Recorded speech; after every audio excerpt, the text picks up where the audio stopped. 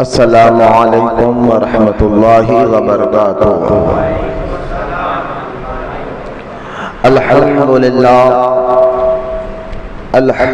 للہ رب العالمین، والصلاة والسلام علی سید الانبیاء والمرسلین وعلی آلہ واصحابہ اجمعین، اما بعد، وقال اللہ تعالی فی القرآن المجید: فأعوذ باللہ من الشیطان الرجیم، بسم اللہ الرحمن الرحیم، ان الذین آمنوا وعملوا الصالحات سیجعل لهم الرحمن ودا۔ آمنت باللہ، صدق اللہ العلی العظیم۔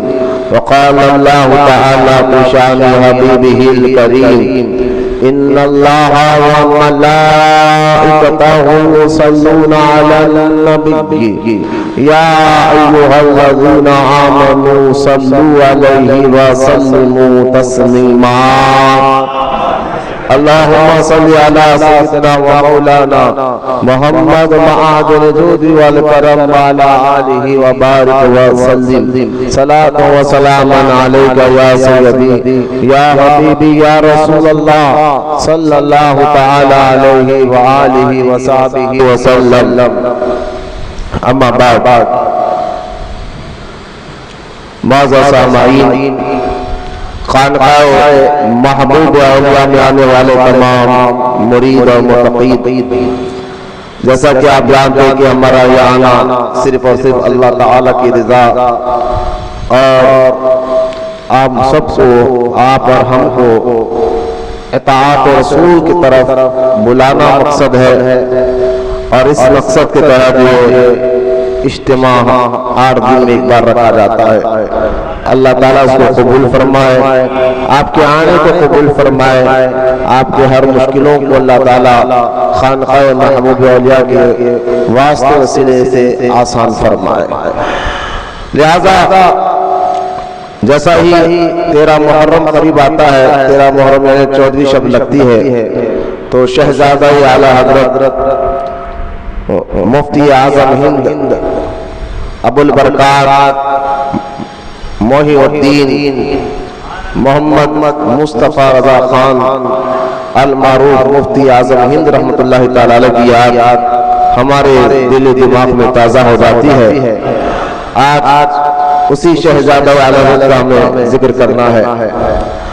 اللہ کے نیک اور محبوب بندوں کا ذکر کرنے سے اللہ تعالیٰ راضی ہوتا ہے۔ اللہ کے نیک اور محبوب بندوں کا ذکر کرنے کا اللہ تعالیٰ حکم عطا فرمایا ہے قرآن میں، اور اللہ کے نیک اور محبوب بندوں کے ذکر کرنے سے ہمارے ایمان اور عقیدے میں مضبوطی پیدا ہوتی ہے۔ لہذا اس لیے اللہ کے نیک اور محبوب بندوں کا ذکر کیا جاتا ہے، جو بہت فائدے اس میں موجود ہے۔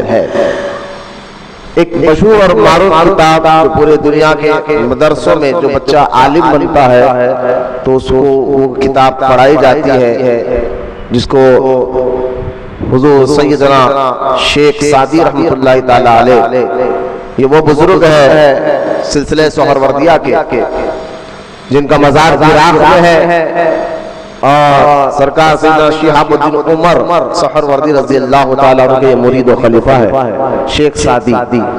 شیخ سعدی کے بارے میں اعلیٰ حضرت فرماتے ہیں کہ یہ عارف باللہ تھے، یہ بہت بڑے بزرگ ہیں۔ ان کی کتاب ہے بوئستان اور گلستان، یہ 2 کتاب ہے، یہ ہر عالم دین کے لیے مدرسوں میں رکھی جاتی ہے، پڑھائی جاتی ہے، اور ایک حصہ ہے اسی بوئستان اور گلستان میں ایک بات شیخ سعدی رحمت اللہ تعالیٰ علیہ فرماتے ہیں، کہتے کہ اگر تم یہ چاہتے ہو کہ اللہ تعالیٰ تمہارے مشکلوں کو آسان فرمائے، اللہ تعالیٰ تمہیں دنیا میں اور آخرت میں عزت عطا فرمائے، تو تم اپنے بزرگوں کا ذکر کیا کرو۔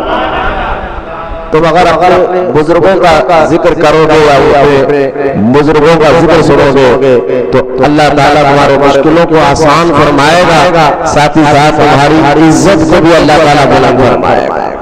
لہذا وہ قوم زندہ رہتی ہے جو اپنے اکابر کو یاد رکھتی ہے، وہ قوم زندہ رہتی ہے جو اپنے بڑوں کو یاد رکھتی ہے اور ان کے عقیدے کو اپناتی ہے۔ جو میرا مراد اہل ایمان ہے، اہل سنت و جماعت میں ہی آپ کو ملے گا کہ آپ دیکھ لیں کبھی ہم اپنے اکابر اپنے اسلاف کا ذکر کبھی یوم صحابہ کہہ کر مناتے ہیں، کبھی یوم اہل بیت کہہ کر مناتے ہیں، تو کبھی یوم غوث اعظم کہہ کر مناتے ہیں، تو کبھی یوم غریب نواز کہہ کر مناتے ہیں، جس طرح آج یوم مفتی اعظم ہند منا رہے ہیں۔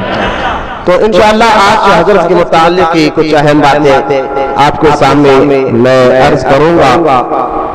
جو آیت مبارکہ میں نے پڑھنے کا شرف حاصل کیا ہے یہ سورہ مریم آیت نمبر 96 ہے، جس میں اللہ تعالیٰ ارشاد فرماتا ہے ان الذین آمنوا وعملوا الصالحات، کہ بے شک جو لوگ ایمان لائے اور اچھے کام کرے، سیجعل لهم الرحمن ودا، ان قریب رحمان یعنی اللہ تعالیٰ رحمان جو ہے ان لوگوں کے دلوں میں ان کی محبت کو داخل فرمائے گا۔ اب یہ آیت مبارکہ جو ایمان لائے اور اچھے کام کرے، اللہ لوگوں کے دلوں میں ان کی محبت کو داخل فرمائے گا۔ یہ آیت مبارکہ کے تحت جو ہے تفسیر خزائن عرفان میں یہ حدیث پاک موجود ہے کہ حدیث پاک میں آتا ہے جب یہ آیت کا شان نزول ہوا تو حضور رحمت اللہ نے ارشاد فرمایا کہ جب اللہ تعالیٰ کسی بندے سے دنیا میں محبت کرتا ہے تو جبرائیل علیہ السلام کو اپنے پاس بلاتا اور بلا کر فرماتا ہے اے جبرائیل یہ بندے سے میں محبت کرتا ہوں، تم بھی محبت کرو اور آسمان میں بھی اعلان کر دو کہ تمام فرشتے بھی سے محبت کرے۔ جبرائیل علیہ السلام اللہ کے حکم سے تمام عالم آسمان کے فرشتوں میں اعلان کرتے ہیں کہ فلاں بندے سے اللہ محبت کرتا ہے، اے فرشتے تم بھی محبت کرو۔ پھر اللہ تعالیٰ حکم عطا فرماتا ہے جبرائیل یہ اعلان زمین پر بھی کر دو، جیسا آسمانوں پر تم اعلان کیا زمین پر بھی اعلان کر دو۔ تو جبرائیل علیہ السلام زمین پر بھی اعلان کرتے ہیں تو اللہ تعالیٰ ان کی آواز مبارکہ کو یوں سمجھے کہ پہاڑ بھی آواز کو سنتے، جھاڑ بھی آواز کو سنتے، حیوانات بھی آواز کو سنتے، ہوا آتی ہے، ساری مخلوق اس آواز کو سنتے ہیں۔ اور پھر اللہ تعالیٰ حکم فرماتا ہے جبرائیل جن کے دل میں پاک ہو ان کے دلوں میں بھی ان کی محبت کو داخل فرما دو۔ لہذا اب آپ دیکھ رہے ہیں کہ لوگ اولیاء اللہ کے آستانوں پر کئی کلومیٹر کا سفر طے کر کر چلے جاتے ہیں۔ یہ جو محبت ہے ہمارے دلوں میں اللہ کے دوستوں کی، اللہ کے محبوبوں کی، یہ اللہ تعالیٰ نے جبرائیل علیہ السلام کے ذریعے ہمارے دلوں میں داخل فرمایا ہے۔ اس لیے آپ دیکھ لیں کہ بزرگان دین اللہ تعالیٰ کے نیک اور محبوب بندے کہیں پر بھی ہو ہمارا دل ان کی طرف کھینچا جاتا ہے، ہم اس کی طرف لے جاتے ہیں۔ کیا ہے؟ یہی ہے جو قرآن میں اللہ فرماتا ہے جو لوگ ایمان لائے اور اچھے کام کرے، رحمان لوگوں کے دلوں میں کی محبت کو داخل فرما دیتا ہے۔ اب اس آیت میں آپ اولیاء اللہ کو دیکھیں، اس آیت میں بزرگان دین کو پڑھے جو ہمارے دلوں میں ان کی محبت ہوتی ہے اور ہم ان کی طرف کھینچے چلے جاتے ہیں۔ تو اسی طرح جو ہے حضرت حضور سرکار سیدنا مفتی اعظم ہند رحمۃ اللہ تعالی علیہ جو اعلیٰ حضرت امام اہل سنت امام احمد رضا خان رحمۃ اللہ تعالی علیہ کے دوسرے بیٹے ہیں۔ آپ اعلیٰ حضرت رحمۃ اللہ تعالی علیہ کو 3 بیٹیاں غالباً اور 2 بیٹے تھے، اور بڑے بیٹے کا نام حجت الاسلام مولانا حامد رضا خان رحمۃ اللہ تعالی علیہ اور ان کے چھوٹے بیٹے کا نام مفتی اعظم ہند مولانا مصطفیٰ رضا خان رحمۃ اللہ تعالی علیہ۔ آپ کی ولادت کے بارے میں ایک بات کرنے سے پہلے یہ بات کر دوں کہ اعلیٰ حضرت رحمۃ اللہ تعالی علیہ نے اللہ تعالیٰ کی بارگاہ میں دعا فرمائی تھی، کہا تھا اے رب کریم مجھے ایسی اولاد سے سرفراز فرما جو عرص دراز تک تیرے دین اور تیرے بندوں کی خدمت کرے۔ اب اعلیٰ حضرت سے سب واقف ہے کون ہے اعلیٰ حضرت؟ مجدد دین و ملت، امام و عشق و محبت، امام احمد رضا خان رحمت اللہ تعالی علیہ جن کو امام و عشق و محبت بھی کہا جاتا ہے۔ جو محقق ہے، مفسر ہے، محدث ہے، مجدد ہے، قطب الارشاد ہے، ولی کامل ہے، جن کے والد مولانا نقی علی خان رحمۃ اللہ تعالی علیہ ہے، جن کے دادا مولانا رضا علی خان رحمۃ اللہ تعالی علیہ ہے. یہ بڑا مقدس گھرانہ جن میں ایسے ایسے ہونہار پیدا ہوئے اور ہو رہے ہیں، جن کے ذریعے سے اللہ تعالیٰ نے لاکھوں سوئے ہوئے دلوں کو جگایا ہے، بلکہ لاکھوں کروڑوں اعلیٰ حضرت کے گھرانے سے کروڑوں سے ہوئے دلوں کو اللہ تعالیٰ نے جگایا ہے اور ان کے دلوں میں ایمان کی روشنی کو روشن فرمایا ہے. خیر اعلیٰ حضرت رحمۃ اللہ تعالیٰ علیہ کی دعا قبول ہوئی. جس دن حضور مفتی اعظم ہند رحمۃ اللہ تعالیٰ علیہ کی پیدائش ہوئی، وہ ذی الحج کا یعنی 22 ذی الحج کا مہینہ تھا، 22 تاریخ تھی اور 18 جولائی 1893 اور 1310 ہجری میں آپ کی ولادت مبارکہ ہوئی. مفتی اعظم ہند مصطفیٰ رضا خان رحمۃ اللہ تعالی علیہ جب آپ پیدا ہوئے تو اعلیٰ حضرت رحمۃ اللہ تعالی علیہ اس وقت بریلی شریف میں موجود نہیں تھے. آپ اپنے پیر خانے ماہر ہرا میں موجود تھے. ماہر ہرا وہ مقدس گھرانہ ہے سلسلہ قادریہ برکاتیہ کا، جہاں ایک امت کے نیچے 7 کتب آرام کر رہے ہیں. ماہر ہرا بریلی شریف سے 150 کلومیٹر دور ہے اور یہ آل رسول ہے، حسین پاک کی اولاد ہے اور سلسلہ قادریات کے بڑے اکابر بزرگ ہے.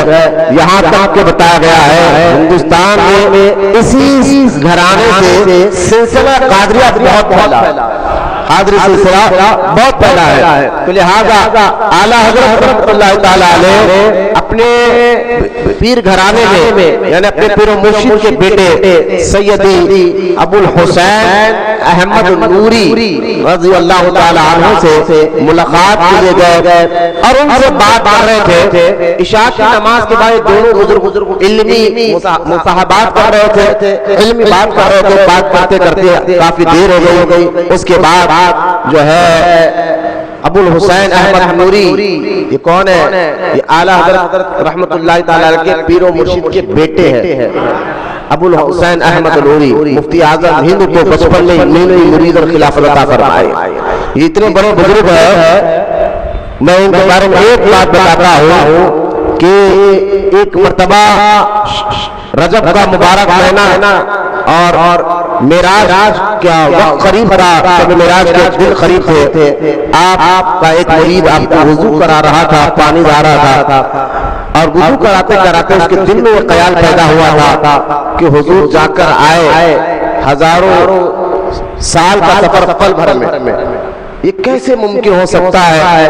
یہ دل میں خیال ہے، منہ سے بولانے کا دل میں خیال کر رہا تھا، سوچ رہا تھا کہ ہزاروں سال کا سفر میرے آقا سرکار علیہ السلام پل میں جا کر آئے، یہ کیسے ممکن ہو سکتا ہے؟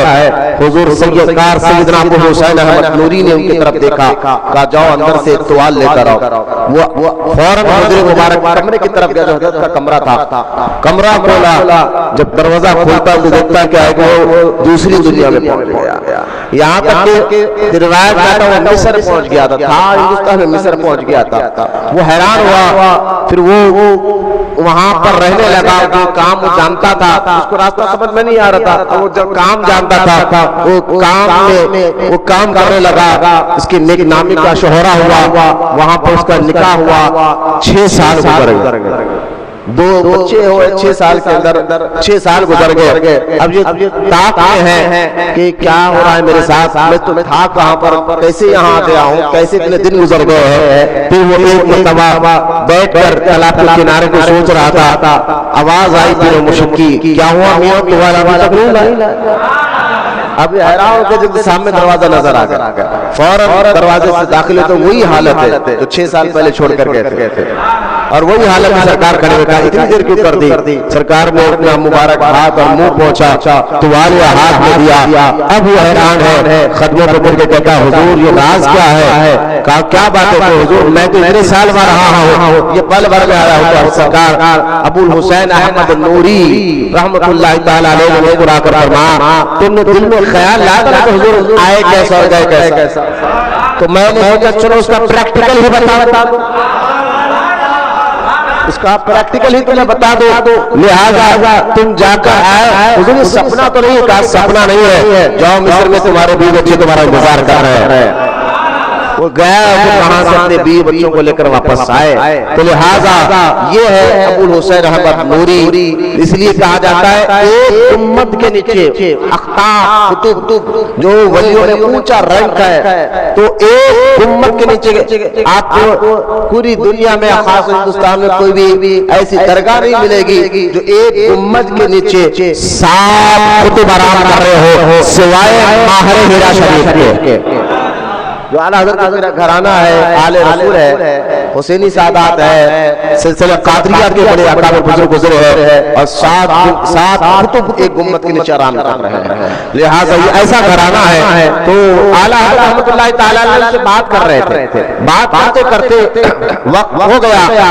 اعلیٰ حضرت اپنے حجرے میں گئے آرام کرنے کے لیے. حضور ابو الحسین احمد نوری جن کا بھی آپ نے واقعہ سنا، شان و شوکت سنی، وہ اپنے کمرے میں چلے گئے آرام کرنے کے لیے. اور اسی رات دونوں بزرگوں کو ایک خواب پڑا. ادھر اعلیٰ حضرت کو بھی خواب پڑا ہے، اور ادھر جو ہے ابو الحسین احمد نوری کو بھی خواب پڑا. اور وہ خواب دیکھ کر کہ جب صبح اٹھتے ہیں تو ابو الحسین احمد نوری کہتے ہیں کہ میں پہلے سناؤں گا، اعلیٰ حضرت کہتے ہیں میں پہلے سناؤں گا. یہ دونوں کی ملاقات مسجد کے گیٹ کے باہر ہو گئی فجر کی نماز سے پہلے. دونوں نے ایک دوسرے کو مبارکباد دیا. اور مفتی اعظم ہند کے پیر و مرشد ابو الحسین احمد نوری نے کہا اعلیٰ حضرت سے احمد رضا مبارک ہو آلو رحمان پیدا ہوا ہے. تو آپ نے فرمایا علیہ حضور آپ کو پتا چل گیا کہاں مجھے خواب آیا ہے اور وہ اللہ کا ولی ہے اور مجھے بتایا گیا ہے کہ آپ کے گھر میں آلو رحمان پیدا ہوا ہے. علی پر پیش آلو رحمان. تو لہذا آلو رحمان، دیکھیں رحمان یہ اللہ کا نام ہے، اور اس کے بارے میں علماء نے لکھا کہ جب بھی کسی کا نام رحمان ہو تو اس پر عبد لگانا لازم ہے، کیونکہ رحمان ڈائریکٹ کسی کو نہیں پکار سکتے. کچھ نام اللہ کے ایسے ہیں جس کے آگے یعنی جس سے پہلے عبد لگانا لازم ہوتا ہے. ڈائریکٹ پکارے کی تو جائز نہیں ہے. کچھ نام پورے نام کچھ نام، ہاں رحیم بھی اللہ کی صفاتی نام ہے، اب ڈائریکٹ پکار سکتے. رحمان وہ ایسا نام ہے جس کے لیے عبد لگانا لازم. عبد الرحمان، عبد الستار، عبد الغفار، یہ وہ نام جس پر عبد لگانا لازم ہے. تو آل رحمان کا مطلب کیا ہے؟ آل کیا معاذ اللہ کے رحمان کی اولاد، اللہ اولاد سے پاک ہے. پھر آل رحمان تو اگر عربی ڈکشنری میں دیکھا جائے آل کا کئی معنی ہے. آل کا ایک معنی عربی ڈکشنری میں دوست اور محبوب کے بھی ہے. آلو کا ایک معنی، آل کا ایک معنی کیا ہے؟ دوست اور محبوب کے بھی ہے. تو گویا اشارہ مل رہا ہے مفتی اعظم ہند رحمۃ اللہ کی پیدائش پر کہ اعلیٰ حضرت کو بھی اور پیر گھرانے سید احمد حسینی النوری کو بھی کہ مبارک ہو اللہ کا دوست تمہارے گھر پیدا ہوا. اور پھر جو ہے آپ نے کہا امام احمد رضا خان رحمۃ اللہ تعالیٰ سے کہ آپ چاہے تو میں ابھی اسی وقت اس بچے کو اپنے سلسلے میں داخل کر لوں، اسی وقت داخل کر لوں. احمد نوری کہہ رہے ہیں، ابو الحسین احمد نوری جو ابھی میں نے ایک جلوہ آپ کے سامنے بتایا ہے. لہذا اعلیٰ حضرت نے فرمایا حضور آپ کے خادم ہے، آپ کو چاہے کرے. آپ کو ابھی آئے نہیں، غیبانہ طور پر سارے سلسلے میں بلکہ خلافت بھی اسی وقت فرما. اب سوچئے خلافت بھی اس وقت عطا فرما دی. اور اعلیٰ حضرت امام احمد رضا کو اپنا ایک امامہ اور ایک جبہ دے کر کہا یہ آپ کے بیٹے کو دے دو، ان قریب میں بریلی شریف سے آ کر ان سے ملاقات کرو. اور پھر اعلیٰ حضرت رحمۃ اللہ تعالیٰ علیہ وہاں سے چلے گئے. 6 مہینے کے بعد سیدی احمد حسین نوری رضی اللہ تعالیٰ عنہ مہر ہیرا سے بریلی شریف آئے اور مفتی اعظم ہند کو اپنے گود میں لیا اور اپنا انگلی مبارک ان کے منہ میں ڈالا. مفتی اعظم ہند اس کو چوسنے لگے.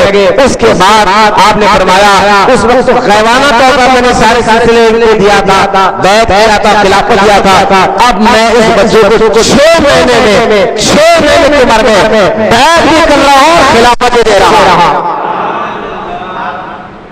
ایک کیسا گھرانہ ہے، آج اس گھرانے کے بارے میں کہتے ہیں کہ معاذ اللہ کے نالائق پیدا ہوئے تھے۔ تم جو ہے منبر پر بیٹھ کر جھوٹ نہیں بول سکتے، تم کو کس نے حق دیا ہے کہ منبر پر بیٹھ کر جھوٹ بولا جائے؟ جھوٹ پہلے سے ایک خطرناک چیز ہے، ایک عام آدمی بولے تو حرام ہے، اور منبر پر بیٹھ کر بولنا اتنا سخت حرام ہے۔ کسی پر بھی الزام لگا دینا کہ یہ گھرانے میں ناصبی ہو گئے ہیں، یہ گھرانے میں خارجی ہو گئے ہیں، کوئی پروف نہیں، کوئی ثبوت نہیں، بس منہ کے آپ مت دیے، ایسا نہیں چلے گا کہ شریعت دلائل سے چلتی ہے، قرآن حدیث کی روشنی میں چلتی ہے۔ لہذا یہ وہ مقدس گھرانہ ہے۔ مفتی اعظم ہند رحمۃ اللہ تعالیٰ علیہ کی عمر جب 6 یا 7 سال کی تھی، ذرا واقعہ غور فرمائے، ایک سید صاحب جو ہے اعلیٰ حضرت کو دعوت دینے کے لیے گھر آئے، کہا حضور میرے گھر میں آپ کی اور آپ کے شہزادے کی دعوت ہے، آپ ضرور تشریف لے کر آئیے۔ تو آپ نے اس دعوت کو قبول فرمایا، اور 7 سال کی عمر ہے کہ مفتی اعظم ہند چھوٹے بیٹے، بڑے بیٹے حجت الاسلام ہے، امام محمد حامد بھی، حضرت حامد رضا خان رحمۃ اللہ تعالیٰ عنہ کا نام ہے، یہ بڑے بیٹے اعلیٰ حضرت کے۔ جب یہ لاہور گئے تھے نا، کچھ دیوبندیوں سے مناظرہ ہوا تھا، دیوبندیوں نے کہا تھا ہم نے جو کتاب میں لکھا وہ ہم نے نہیں لکھا، یہ ہماری کتاب ہی نہیں ہے، تو لہٰذا مناظرے کے لیے بلایا گیا۔ تو جب یہ گئے تھے، اتنے خوبصورت اور اتنے نورانی چہرے والے تھے، کون؟ اعلیٰ حضرت کے بڑے بیٹے، اتنے خوبصورت اور اتنے نورانی چہرہ ان کا تھا کہ آپ اکثر کپڑا ڈال دیا کرتے تھے۔ اور جب یہ لاہور پہنچے اور کپڑا ڈال کر اس مناظرے کی طرف جا رہے تھے، میدان کی طرف، اچانک ہوا چلنے سے ایک کپڑے کا ہلکا سا پھٹا، اور ایک دکاندار جو غیر مسلم تھا وہ دوڑ رہا تھا، بابا کہاں جا رہے ہو؟ کہا میدان جا کر میدان میں بعد میں جانا، ہاتھ لائے کلمہ پڑھنا چاہتا ہوں۔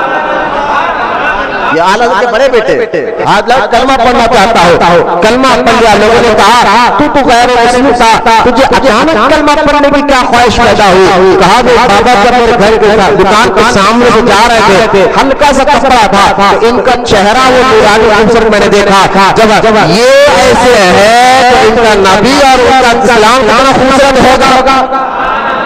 یہ واقعی بدلا ہوا ہے، تیری نسل پاک میں بچہ بچہ نور کا، تو ہے اہل نور، تیرا سب گھرانہ نور کا، جو اعلیٰ حضرت نے آل رسول کے لیے کہا ہے، آل رسول کے صدقے میں اللہ تعالیٰ نے ان کے گھروں میں ایسے بچوں کو بھی پیدا کرایا۔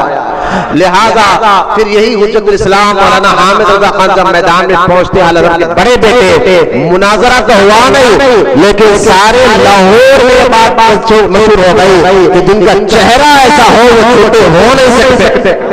چہرہ دیکھ کر وہاں پہ کہا تم اللہ دار ہو، تم جو ہے مناظر کے لائق نہیں، دیکھو سامنے کیسا نورانی چہرہ بیٹھا ہوا ہے۔ تو خیر یہ اعلیٰ حضرت کے بڑے بیٹے، تو اعلیٰ حضرت جس طرح اعلیٰ حضرت ہے نا، صرف اپنے بیٹوں کو اس طرح بنایا، اپنے بیٹوں کو، بعض لوگ پیر صاحب کے بیٹوں کا ادب کرتے کرنا بھی چاہیے، یہ سچی محبت کی نشانی ہے۔ پیر و مرشد کا بیٹا ہو، شہزادہ ہو، ادب کرنا چاہیے، عزت کرنا چاہیے۔ اعلیٰ حضرت کہتے تھے اپنے پیر گھرانے میں، حضور یہ دونوں بیٹے آپ کے خادم ہیں، میرے دونوں بیٹے آپ کے خادم ہیں، جب چاہے جو چاہے کام لے، لہذا بالکل کرنا چاہیے۔ لیکن یہ بہت کم ہوتا ہے کہ جیسا پیر ہو بیٹے کو اس طرح عالم و فاضل تقی پرہیزگار بنائے۔ اعلیٰ حضرت رحمۃ اللہ تعالیٰ علیہ کیسے تھے، اپنے دونوں بیٹوں کو ایسے علم میں، عمل میں، تقویٰ میں، پرہیزگاری میں ایسا مقام بھی عطا فرمایا۔ ہر چیز میں چاہے علم میں دیکھ لو تو اعلیٰ حضرت کے بیٹوں کا کوئی ثانی نہیں تھا، سارے مریدہ ایک طرف، اعلیٰ حضرت کے دونوں بیٹے ایک طرف، علم میں، عمل میں، تقوی میں، پرہیزگاری میں، سب کی میں بات کر رہا تھا۔ الغرض بچپن سے آپ دیکھیں اعلیٰ حضرت کے گھرانوں میں کس طرح دین اور محبت، قرآن حدیث سے محبت ہوتی ہے، اور اس واقعے سے آپ کو اعلیٰ حضرت پریکٹیکل طور پر آل رسول سے جو محبت کر بتاتے ہیں، ادب کر بتاتے ہیں، غور فرمائیے۔ اعلیٰ حضرت رحمۃ اللہ تعالی علیہ جو ہے اپنی صاحبزادے چھوٹے بیٹے مفتی اعظم مصطفیٰ رضا خان کو لے کر جو 7 یا 8 سال کی عمر میں اس سید صاحب کے گھر میں گئے. سید صاحب نے ڈرائنگ روم میں ان کو بٹھایا اور اندر گئے کچھ تیاری کے لیے. اتفاق دیکھے کہ اس ڈرائنگ روم میں جس کو ہم دیان خانہ کہتے ہیں وہاں پر جانوروں کی تصویریں لگی. پہلے آپ دیکھیں پہلے دور میں لوگ اپنے دیان خانے میں شیر بابر اس طرح کی تصاویر لگاتے تھے, تصویریں لگی ہوئی ہے. تو مفتی اعظم 7 یا 8 سال کے جلال سے دیکھ رہے ہیں, ان تصویروں کو جلال سے دیکھ رہے ہیں. 7-8 سال علماء اللہ کے نیک بندوں کے گھرانے اتنی عمر میں یہ اتنے مسئلے جانتے ہیں. ہمارے پاس اتنی عمر میں نماز پڑھنا بھی نہیں جانتے, لیکن یہ بھی مسئلہ جانتے ہیں کہ جائز نہیں ہے. مفتی اعظم چاروں طرف جلال سے دیکھ رہے ہیں. اعلیٰ حضرت سمجھ گئے کہ ان کو بڑا جلال آ رہا ہے. کان نے کہا کہ شہزادے یہ سید کا گھر ہے. دیکھیں سید اگر گناہگار ہو فاسق ہو تو بھی اس کی عزت کی جائے. کیوں؟ کیونکہ اس کے گناہوں کی وجہ سے نہیں, اس کی نسبت کی وجہ سے کہ وہ آل رسول ہے. اور اگر اس سے کوئی غلطی ہو رہی ہے پیار کے اخلاق سے کو سنوارا جائے گا, نکھارا جائے گا, بتایا جائے گا. اب جب قرآن میں اعلیٰ حضرت ہمارے تھے مصطفیٰ رضا یہ سید کا گھر ہے, سید صاحب دیکھ لیے, قریب آئے, کہا حضور آپ کی شہزادے کی بات کر رہے تھے. کہا ہاں. بولے کیا؟ یہ آپ کی جو تصاویر ہے ہمارے شہزادے کو بہت پسند آئی, ہمارے بیٹے کو بہت پسند آئی.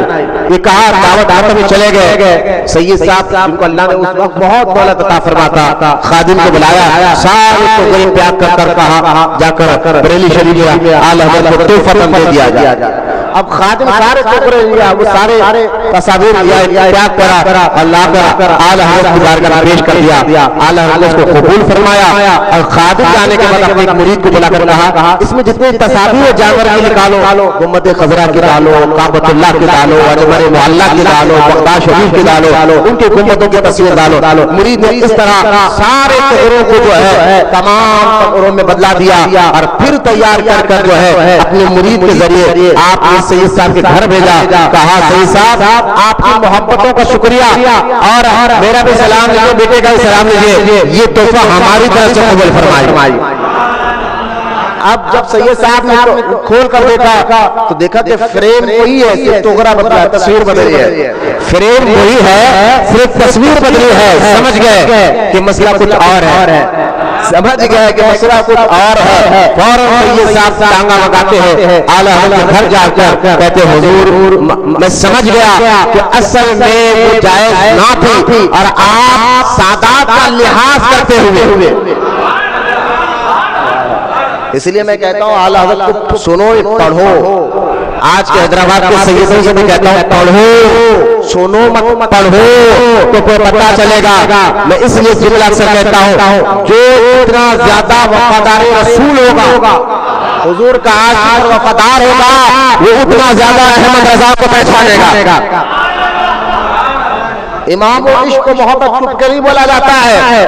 جو پہلے عاشقی تو کرو نا, تم جتنے عشق میں مضبوط ہو گئے عاشق کو پہچانتا ہے, عاشق کو وفادار کو پہچانتا ہے. پھر لہذا آپ میں اکثر کہتا ہوں کہ آپ پڑھو, اعلیٰ حضرت کو پڑھو, مفتی اعظم کو پڑھو, احمد رضا کے شہزادوں کو پڑھو.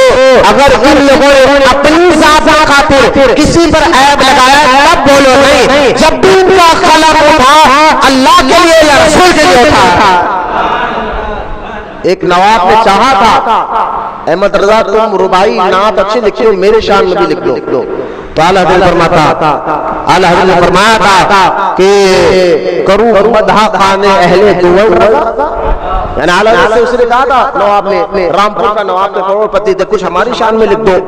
تو اعلیٰ حضرت نے فرمایا میں جب بھی کوئی چیز لکھتا ہوں اللہ اس کے رسول کے لیے لکھتا ہوں, اور میں ایمان پیسے کے لیے لکھوں تو کہا کروں مدح کا تعریف کروں مدح خان اہل دول رضا, یعنی میں تعریف کروں دنیا دار کی کام مدح کروں مدح خان اہل دول رضا.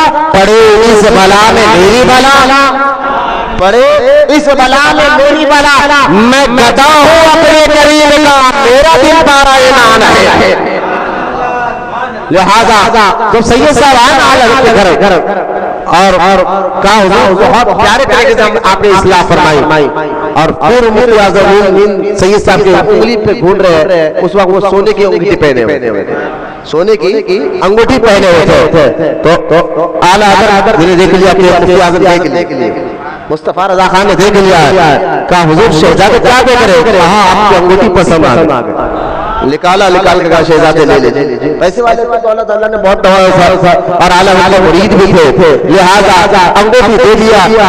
اب چلے گئے، اعلیٰ حضرت خادم کو بلا، اس انگوٹھی کو پگھلا کر زنانہ بنائے، عورت پہننے سے انگوٹھی بنائے، اور 3 گرام چاندی یعنی 4.5 مسقال کی چاندی حقیق خطر کر ایک انگوٹھی الگ بنائے، 2 انگوٹھیاں. پھر آگے سید صاحب کے گھر بھیجا، کہا سلام کیا حضور آپ کی محبتوں کا بہت شکریہ. ایک انگوٹھی آپ کو جو سونے والی ہے آپ کو اہل خانہ کے لیے ہے، اور یہ آپ کے لیے ہے،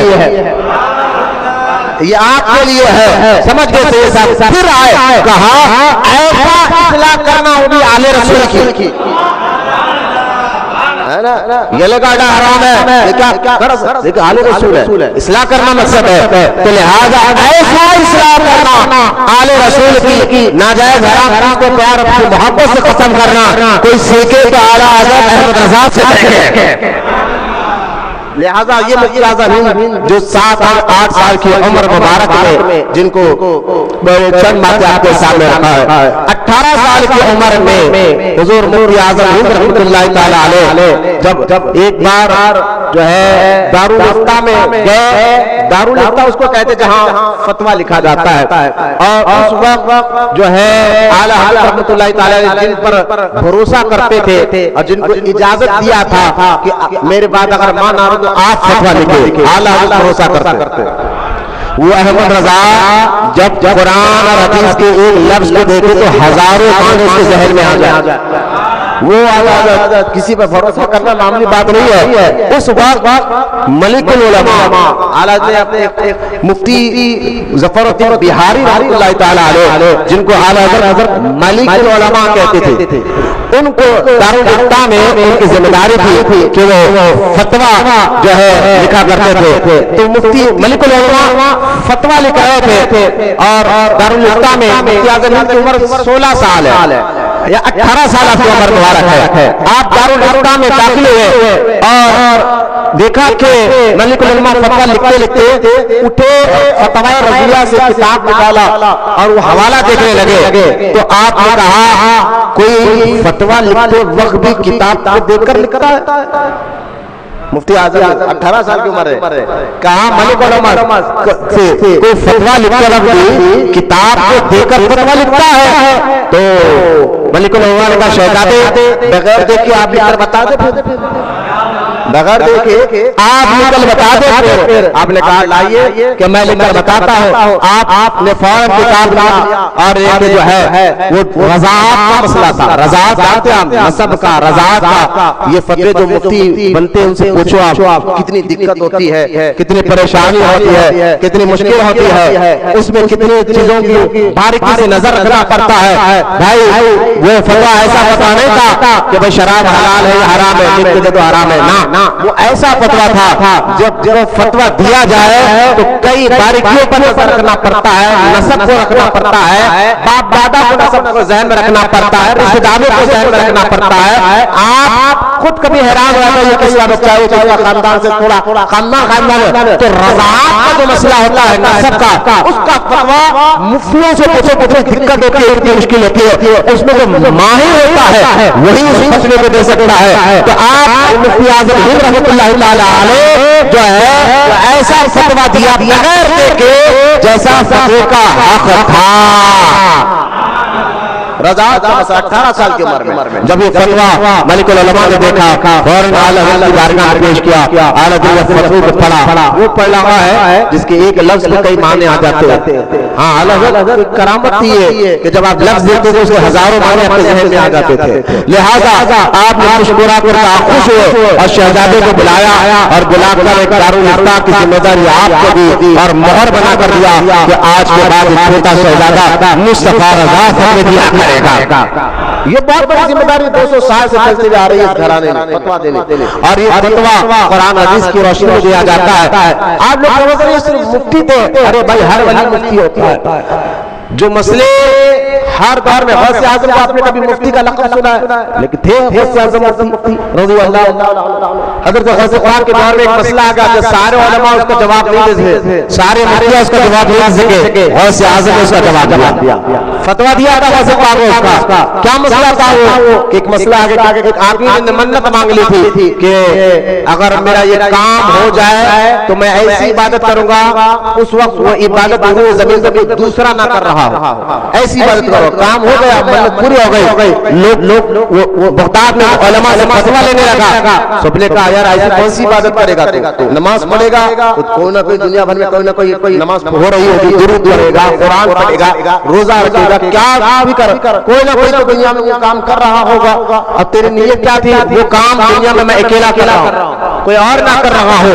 اب یہ سارے علماء کہنے کا اس کا تجھے کفارہ نکالنا ہوگا۔ کسی نے کہا ایک بار غوث اعظم سے پوچھ لو، ایک بار غوث اعظم سے پوچھ لو، سرکار غوث اعظم کے پاس گیا، حضور میں نے یہ منت کہا کہ اس کا فتویٰ کیسے نکالا جائے؟ اعلیٰ حضرت غوث اعظم دستگیر رضی اللہ عنہ فوراً فرمایا، سوچے نہیں، فرما جا کعبۃ اللہ جا اور لوگوں کو روک کر طواف کر لے، کیونکہ دنیا میں دوسرا کوئی کعبہ نہیں ہے، کراتے عبادت ادا ہو جائے۔ غور کرے فتویٰ کیسا تھا۔ میں غوث اعظم ہمارے کہ مکہ جا اور وہاں کے شریف مکہ سے اپنی منت بیان کر، کچھ دیر کے ساتھ طواف پڑھے تک کوئی دوسرا تیرے علاوہ کوئی طواف نہ کرے، کیونکہ دنیا میں کوئی کعبہ نہیں ہے اور تو اکیلا واحد ہوگا پوری دنیا میں وہ عبادت کر رہا ہوگا۔ لہذا یہ ہم ذہن بنا لیا ہے کہ مفتی الگ ہوتا ہے، ہاں یہ خال کی بات کچھ اور ہوتی ہے۔ حضور مصطفیٰ رضا خان رحمۃ اللہ تعالی علیہ، جن کا نام کہ جو ہے آپ کے پیر و مرشد نے یعنی ابو حسین احمد نوری نے آپ کا نام آلو رحمان رکھا اور فرمایا کہ احمد رضا اس کی برکت سے ہزاروں نہیں بلکہ لاکھوں دل منور ہو گئے، اس کی برکت سے ہزاروں نہیں لاکھوں دل منور ہو گئے، اس لیے اس کو برکت اللہ بھی کہا جائے گا اور اس کی وجہ سے کئی لوگ اسلام قبول کریں گے، اس لیے اس کو محی الدین بھی کہا جائے گا۔ دیکھیں آپ آلو رحمان، برکت اللہ، محی الدین، لیکن اعلیٰ حضرت کی عادت مبارکہ بھی جب بھی کوئی گھر میں بچہ ہوتا تو حدیث کے مطابق آپ اپنے بچے کا نام محمد ہی رکھتے تھے، آپ نے ہر بچے کا محمد رکھا، لہذا آپ نے مفتی اعظم کا برکت کی حدیث میں ہے جس کا نام محمد ہوگا، قیامت کے دن اللہ تعالیٰ اس کو جنت میں داخل فرمائے گا، لہذا آپ نے نام محمد رکھا اور پکارنے کا نام مصطفیٰ رضا رکھا، پکارنے کا نام مصطفیٰ رضا رکھا۔ اب یہ سارے نام دیکھیں مفتی اعظم ہند کے، اس میں اور بھی آپ کے جو ہے اسم ہے، اور بھی آپ کے نام مشایخین علماء اپنے وقت میں حساب سے پکارتے ہیں۔ مفتی اعظم ہند رحمۃ اللہ تعالیٰ کے شاہ عبد الحق محدث دہلوی کہتے ہیں جس ذات کے جتنے نام ہیں، ذات سے مراد اسم مسمہ کا عدد، اس مسمہ کے جتنے صفت ہے جو واقعی اس کے اندر نام ہے، جتنے زیادہ نام وہ نام بتاتے ہیں ذات کتنی زیادہ بڑی ہے، وہ نام بتاتے ہیں کہ ذات کتنی زیادہ بڑی ہے، اسم مسمہ اس کو کہا جاتا ہے۔ لہذا اعلیٰ حضرت رحمۃ اللہ تعالیٰ کے چھوٹے شہزادے جن کو برکت اللہ بھی کہا جاتا ہے، مفتی اعظم بھی کہا جاتا ہے، محی الدین بھی کہا جاتا ہے، اور جو ہے محمد بھی کہا جاتا ہے، مصطفیٰ رضا خان بھی کہا جاتا ہے۔ یہ سارے نام جیسے آپ کے نام ایسے کامیاب ہوئے، ہزاروں لاکھوں لوگوں کی آپ نے دلوں کو منور فرمایا ہے۔ لیکن آپ دیکھیں، میں ایک بات آپ کو یہ کہہ رہا تھا، حضرت علامہ لقدانی کی ایک بات میں آپ کو بتاتا ہوں۔ علامہ لقدانی کون ہے رحمۃ اللہ تعالیٰ علیہ؟ یہ علم کلام بہت بڑے عالم گزرے، بہت بڑے بزرگ گزرے، علامہ لقدانی۔ ان کی کتاب شرح عقائد، آج بھی دنیا کے مدرسوں میں علم کلام پر ایک کتاب پڑھائی جاتی ہے، شرح عقائد۔ علامہ لقدانی رحمۃ اللہ تعالیٰ علیہ کی مزار پر کروڑوں رحمت نازل نازل فرمایا اللہ تعالیٰ یہ جب مدرسے میں پڑھتے تھے نا علامہ القحطانی کن ذہن تھے، سبق جلدی یاد نہیں ہوتا تھا لیکن بڑی محنت کرتے تھے، مشقت بہت کرتے تھے، محنت بہت کرتے تھے، اور اتنی محنت کرتے تھے علامہ القحطانی کہ آخر میں استاد نے کہا تو پڑھ ہی نہیں سکتا، تو کن ذہن آدمی ہے، اس کو مطلب کلاس میں اس سے پیچھے بٹھایا جاتا، پھر بھی محنت کرتے، پھر بھی پڑھتے، اور رات رات بھر بیٹھ کے چراغ کے اجالے میں دیکھیں علم حاصل کرنا، علم سے لگاؤ، علم سے محبت، کہ علم جو ہے یہ نور ہے، علم نافع و ذریعہ ہے جس سے بندہ اللہ اس کے رسول کی معرفت اور پہچان کو حاصل کرتا ہے اور اپنے بزرگوں کی پہچان کو حاصل کرتا ہے۔ اس لیے اللہ تعالیٰ جب کسی کو ولایت دیتا ہے تو ولایت دینے سے پہلے اس کو علم عطا فرماتا ہے۔ جاہل لوگوں کو اللہ اپنا محبوب نہیں بناتا، ولایت اللہ اسی کو دیتا ہے جس کو اللہ پہلے علم عطا فرماتا ہے۔ لہذا علامہ القحطانی کی محنت مشقت کیسے قبول جانتے آپ، یہ رات کب ہے، دروازہ کھٹکھٹایا گیا، آپ اپنے کمرے میں بند کر کے پڑھ لیں، دروازہ کھٹکھٹایا گیا، آپ نے کہا کون؟ باہر آیا۔ علامہ القحطانی کہتے جاؤ یار سبق یاد کرنے کا ٹائم ہے، پہلے مجھے یاد نہیں ہو رہا، بڑی محنت کر رہا ہو، مجھے یاد کرنے دو، میں باہر نہیں آ سکتا، آج یہ آپ کو کھٹکھ مار کے کہتے باہر آؤ، پھر دروازہ کھٹکھٹایا، کیا ہوا؟ تو کہا باہر والے نے میں ابو ہریرہ ہوں، حضور باہر کھڑے ہوئے ہیں۔ بولو نا سبحان اللہ۔ شرح غائب میں اس کی شرح پڑھ کر دیکھے، حضور رحمت القرآن باہر کھڑے ہوئے، کتاب بن کر دروازہ کھول کے بھاگا، سرکار رحمت القرآن سے ہماری بھی جلوہ فرما ہے، قریب بلایا، کہا القحطانی بڑی محنت کر رہا ہے، بڑی محنت کر رہا ہے، یہ محنت مجھے اور میرے رب کو اتنا پسند آئی، اتنی پسند آئی، اس لیے آیا ہوں، خرید بلایا، چادر مبارک ڈالی، دعائیں دی، غائب ہوتا سارا منظر رات میں، جب صبح یہی علامہ القحطانی مدرسے میں گئے جہاں کل تک لوگ کم ذہن کہا کرتے تھے، علامہ القحطانی جب اپنے استادوں سے پڑھ لے، سبق پڑھ لے، تو علامہ القحطانی کو استاد کہنے لگے کہ اے القحطانی کل والا تو نہیں ہے، شاید تو بدل گیا ہے، ارے ہمیں پڑھانے دیر لگتی ہے تجھے یاد کرنے دیر نہیں لگتی۔ یہ علامہ القحطانی ہے جن کی کتاب شرح عقائد پوری دنیا میں پڑھائی جاتی ہے۔ علامہ القحطانی فرماتے ہیں شرح عقائد میں کہ ولی کون ہے، ہاں ذرا سنیے، تو آپ نے اولیاء اللہ کے شرائط میں علامہ القحطانی نے ولی کی 4 صفت کا ذکر کیا، ولی کی 4 تقتضی رحمۃ اللہ تعالی علیہ 4 ذکر کا فرمایا، یعنی ولی جو ہے حتی مقدور اللہ کی ذات و صفات کا عارف ہوتا ہے، ولی جو ہے اللہ کی ذات اور صفات کا عارف ہوتا ہے، اور دوسرا فرمایا ولی جو ہے اللہ تعالیٰ کی اطاعت پر ہمیشہ مقتدی اور مضبوطی کے ساتھ کھڑا رہتا ہے، اللہ رسول کی اطاعت پر مضبوطی کے ساتھ کھڑا رہتا ہے۔ تیسرا فرمایا ولی کبیرہ تو دور، یعنی بڑے گناہ تو دور کی بات ہے، یہ چھوٹے گناہوں سے بچتا، چھوٹے صغیرہ گناہ سے بچتا ہے، تیسری، اور چوتھا فرمایا ولی جو ہے ایسا کام نہیں کرتا جو کام اسلام میں اگر کرے تو نہ ثواب ہے نہ گناہ، جس کو مباح کہا جاتا ہے، مباح یعنی اپنے خواہشات اور اپنی شہوت کے لیے، نہ وہ ایسا کام نہیں کرتا جس کے کرنے سے نہ ثواب نہ گناہ ہوتا ہے، ایسے کام سے یہ بچتا ہے، وہی کام کرتا جو کام مستحب ہے، ثواب والا کام۔ یہ 4 چیز ہو گئے کہ پہلا کیا کہا، ولی وہ ہوتا ہے جو عارف باللہ ہوتا ہے، اور عارف کہتے ہیں اللہ کی معرفت اور اللہ کی معرفت میں ڈوبے رہنا۔ اب یہ 4 صفتوں میں حضور اعظم کو دیکھیں، یہ 4 صفتوں میں اگر حضور مفتی اعظم کو دیکھے تو حضور مفتی اعظم رحمۃ اللہ تعالی علیہ کی یہ کیفیت آخر میں جذب کی کیفیت، یعنی اللہ کی معرفت اور اللہ کی محبت میں کھو جانا، ڈوب جانا، اس طرح اپنے آپ کو فنا فی اللہ کے اس مقام تک پہنچا دینا کہ نہ باہر کیا ہو رہا ہے خبر ہو رہی ہو، نہ سامنے کیا ہو رہا ہے خبر ہو رہی ہو۔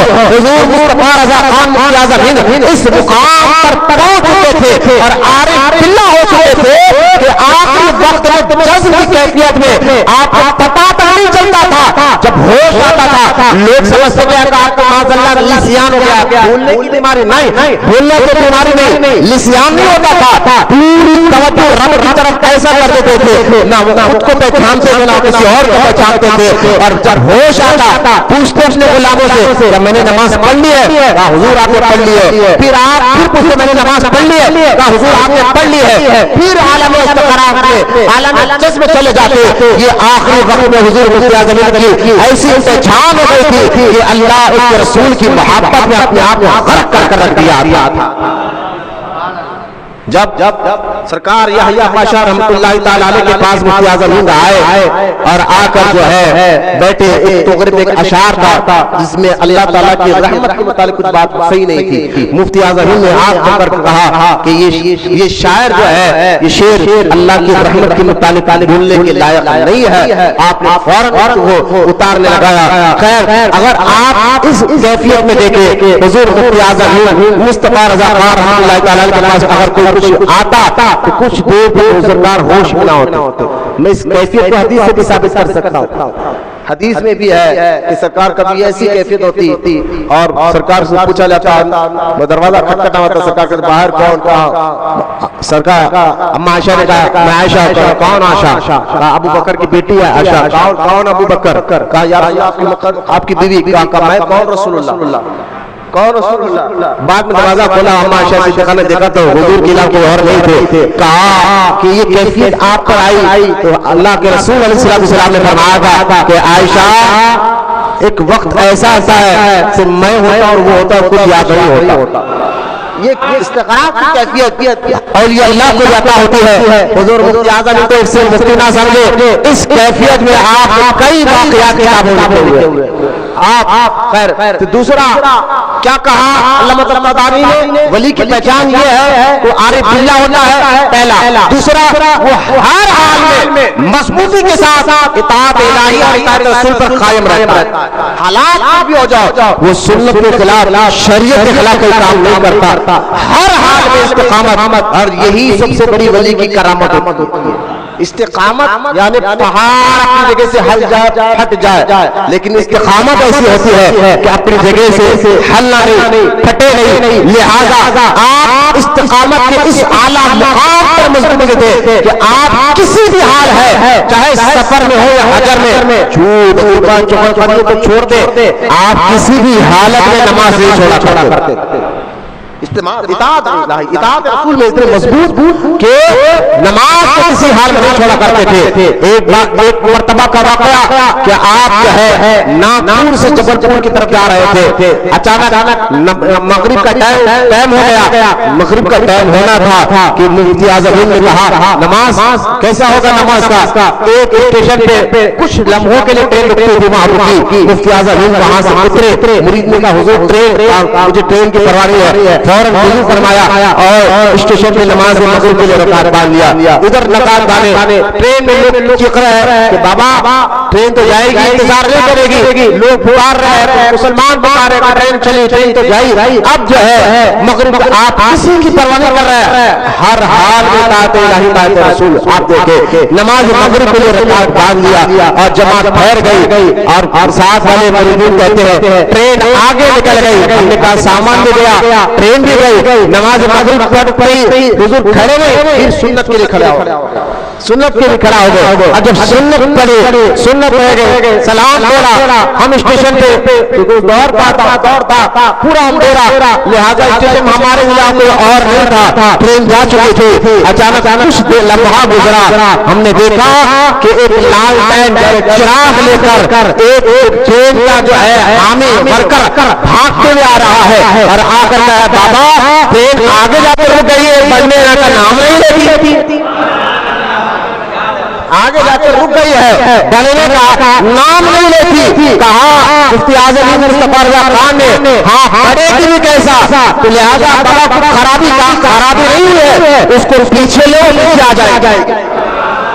اس کو پیچھے لو، پیچھے آ جائے گی. ٹرین کا مالک والا ٹرین تو خراب ہو گئی، لیکن واقعی ٹرین کو پیچھے لے گیا تو ٹرین پیچھے آ گئی. اور جب اعلیٰ حضرت کے شہزادے نے اپنی ٹرین میں قدم رکھا ٹرین چالو ہو گئی. لہذا یہ قیامت کو دے کر وہاں کا ایک سکھ نے آپ کے ہاتھ پر کلمہ پڑھا تھا، اپنے پوری فیملی کو لے کر آ کر ہر حالت میں اطاعت رسول کرنا یہ ولی کی صفت ہے، ولی کی پہچان ہے۔ اللہ اس رسول کی اطاعت مضبوطی سے قائم رہنا۔ کئی واقعات آپ دیکھیں، الہ آباد جانے کا واقعہ کہ آپ بس میں تھے، آپ اچانک دیکھا کہ سورج ڈوب رہا ہے، اثر آپ نے پڑھی نہیں تھی، آپ نے اپنے مفتی الرحمان میرے اثر کی نماز کب ہوگا؟ حضور الہ آباد جا کر پڑھ گئے تو سورج ڈوب جائے گا، ایک پل کے قریب قصر کی، آپ نیچے اترے، گنگا ندی بہ رہی ہے، سائڈ میں ایک پانی کا جو ہے تھوڑا سا پانی جو بارش کا جمع ہوا ہے اس گڑے کی طرف تیزی سے اتر رہے ہیں، بس کے لوگ کرے کہ بابا گر جائے گا، بس چلے جائے گا، پرواہ نہیں ہے، نیچے اترے اور اپنے مفتی الرحمان کو جانور دے کر تمہارا وضو تو نماز پڑھ لو۔ پھر آپ نے ایک جگہ سے لوٹے میں پانی لیا، اس گڑے میں پانی میں جو تھا مٹی تھی، آپ نے دیکھا کہ اس میں تو مٹی کیچڑ آ رہا ہے، اچانک ایک پتھر پانی کے اندر سے باہر آیا، آپ اس پتھر پر بیٹھے اور آگے گئے اور وضو فرما۔ مفتی الرحمان کہتے ہیں یہ بات سمجھ میں نہیں آئی، ایک تو پانی گڑے کے اندر پانی، اس میں کیچڑ تھا، پھر اچانک دوسرا پانی آ گیا، بیچ میں پتھر بھی آ گیا، بیچ میں پتھر بھی نکل آیا، بات سمجھ میں نہیں آئی ہے۔ لہذا یہ واقعی آپ کی کرامت تھی، ولی ہر حال میں اطاعت رسول اور اطاعت الہی میں گزارتا ہے، یہ وجہ کو پہچانے۔ کون جو نماز چھوڑنے والا کس کو آپ ولی سمجھ رہے ہیں؟ گانجا پینے والا کس کو آپ ولی سمجھ رہے ہیں؟ سنت کے خلاف کام کرنے والا کس کو آپ ولی سمجھ رہے ہیں؟ جو گانجا پیے، سنت کے خلاف کام کرے، نماز چھوڑے، داڑھی کٹائے، اس کو آپ ہاتھ چھوڑ رہے، پیر چھوڑ رہے، نا ولی کی وہ حال ہے۔ اللہ تبانی فرماتے ہیں ہر حال میں اطاعت الہی اور اطاعت رسول میں وقت گزارتا، حالات میں یہ ولی کی اس کو دیکھ کر اللہ یاد آ جاتا ہے۔ لہذا حضور مفتی اعظم رحمۃ اللہ تعالی علیہ کے ساتھ ایک دیکھو جب وہ استقامت مضبوط ہے نا، دین پر، نماز پر، روزے پر، شریعت پر مضبوط ہو جاتا ہے تو روحانی اتنی مضبوط ہو جاتی ہے کہ آپ دیکھیں کہ ایک مرتبہ حضور محدث کبیر کہتے ہیں کہ میری جوانی کا عالم تھا، میں مفتی اعظم کے ساتھ جو ہے ٹرین میں بیٹھ کر جا رہا تھا، ٹرین ٹھنڈے والی تھی، ہم اچانک اس بوگی میں چلے گئے جہاں ملٹری والے بیٹھے ہوئے تھے، اور ملٹری والے آپ جانتے ہیں پیر لمبے کر بیٹھتے ہیں، ان کو بیٹھنے کا کرنے کا کس طرح کا انداز ہوتا ہے۔ لہذا ملٹری والے نے کہا یہ تو ہمارا بوگی ہے، تو محدث کبیر فرماتے میں نے کہا بھائی ہمارے شیخ ہمارے ساتھ ہے، بزرگ ہمارے ساتھ ہے، آگے ٹرین جہاں رکے گی ہم اپنی بوگی میں چلے جائیں گے، وقت زیادہ ہو گیا تھا، ٹھیک ہے آ جاؤ، دیکھا تو لمبے لمبے پیر کر آڑے چوڑے بیٹھے ہوئے۔ محدث کبیر نے ایک ملٹری سے کہا کہ بھائی یہ جو آپ کا باکس ہے اٹیچی ہے، اس پہ سے آپ کیا بیٹھے ہمارے شیخ کو بیٹھنے کی جگہ دیں گے؟ اس نے نہ چاہتے ہوئے بھی بیٹھنے کو جگہ دیا۔ حضرت نے فرمایا حضور آئے بیٹھے، مفتی اعظم نے دیکھا کہ اس اٹیچی پر اس ملٹری والی کی کمل رکھی ہے، کمل کو ہٹایا اور اس پر بیٹھ گئے، کچھ دیر گئے، وہ پیر لمبے کر رہا ہے، آپ کی کمر کو پیر لگ رہا ہے، ایک سے دو مرتبہ محدث کبیر نے دیکھا کہ یہ پیر آپ کا ہمارے شیخ کو لگ رہا ہے، آپ تھوڑا پیر قریب کر لیجئے۔ جب اس نے مفتی اعظم کے چہرے کو دیکھا نا، ٹھیک ہے پیر قریب کر لیا، اور پھر ان کی بات چلتے رہی، اچانک بات کرتے جو ہے اس ملٹری کا جو بڑا افسر تھا اس نے کہا یار عیسیٰ علیہ السلام کے بارے میں ذکر کر دیا، مفتی اعظم بیٹھے میں کہا عیسیٰ علیہ السلام پروفٹ نہیں ہے، نبی نہیں ہے، ان کے بارے میں بی بی مریم کے بارے میں کچھ اہل فیل بکنے لگا۔ مفتی اعظم ہند مصطفیٰ رضا خان رحمۃ اللہ تعالی علیہ جلال نے فرمایا خبیث جملہ فرمایا، خبیث آواز بند کر، آواز خاموش کر، ہم جو ہے عیسیٰ علیہ السلام اماں مریم کے بارے میں نہیں سنیں گے۔ اس نے کہا بابا